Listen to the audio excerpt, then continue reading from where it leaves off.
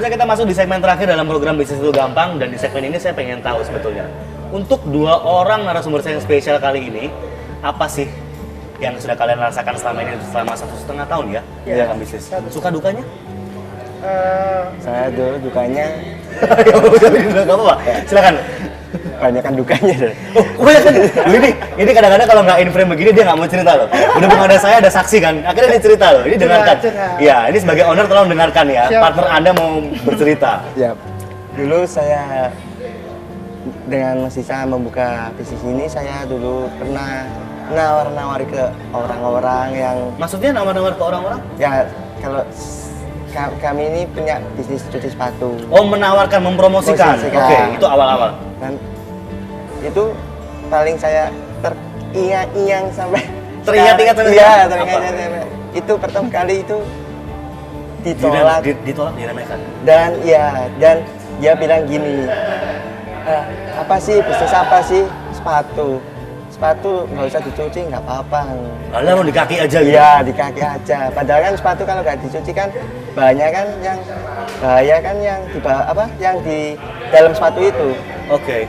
Bakteri banyak. Bakteri gitu. banyak bakteri itu. Menarik.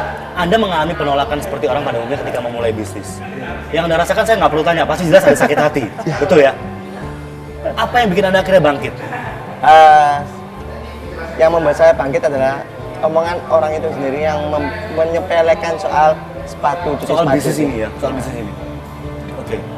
Kalau Dista, Ya, secara garis besar sih sama, mengalami penolakan. Tapi kalau dari teman-teman di sekitar kampusku itu sendiri, itu mereka lebih support. oh oke. Jadi kayak, ya ayo tak bantu. Malah mereka itu Mempromosikan tanpa harus ya, tanpa harus membantu mempromosikan. membantu. Jadi dari situ juga aku kayak lebih ngerasa, ternyata bisa Ada ya, sisi positif yang lain. sisi positifnya yang lain. Jadi nggak hanya cuman semua orang nggak cuman nolak, tapi juga ada di sisi lain itu pengen bantu, support. Oke. Bisa. 1,5 tahun ini mulus-mulus aja Pak? Atau ada pernah mengalami di interval tahun pertama akhir tempat mengalami jatuh bangun atau gimana pernah? Kalau untuk selama ini sih, Alhamdulillah belum. alhamdulillah. Alhamdulillah belum ya. Oke, berarti selama ini berarti responnya masih progresif, terus naik ke atas. Oke. Membangun sebuah bisnis bisa mencapai level seperti ini itu gampang. Banyak orang bisa, bukan bilang gampang gimana, banyak orang bisa. Mempertahankannya apa yang kalian lakukan?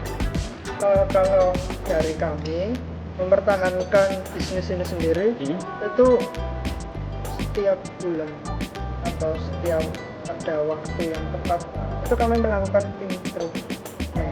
Improvement, oke.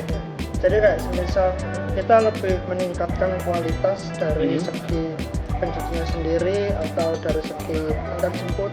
Oke. Ada pickup service-nya juga? Iya, ada cukup service-nya. Terus kemudian dari kami sendiri hampir tiap bulan itu mengadakan promo. Let's say katakanlah ada seorang customer yang tidak sesuai dengan ekspektasi kalian. Namanya kan jasa, pasti bersentuhan dengan orang. Sifat orang berbeda-beda, sifat customer berbeda. Kadang-kadang rasa customer sendiri berbeda-beda. Ada orang komplain yang sangat keras sebagai seorang pengusaha, sebagai seorang businessman. Apa yang dilakukan?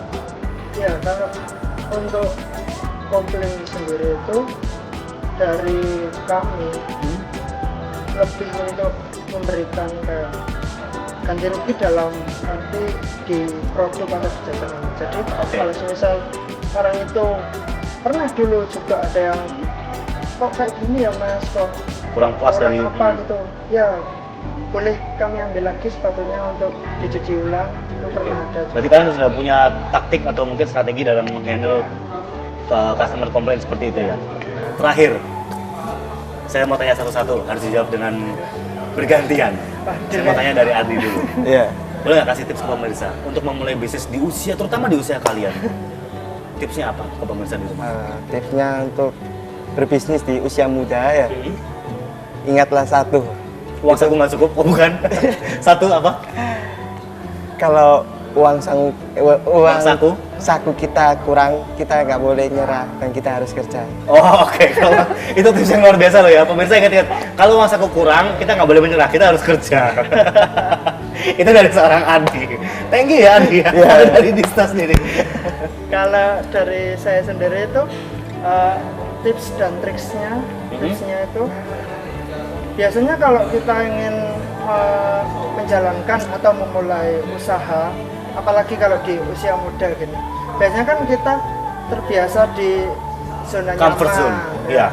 Zona nyaman kayak seperti masih ada orang tuaku, Iya, betul. terus nggak mau bisnis males gitu, masih ada orang tua.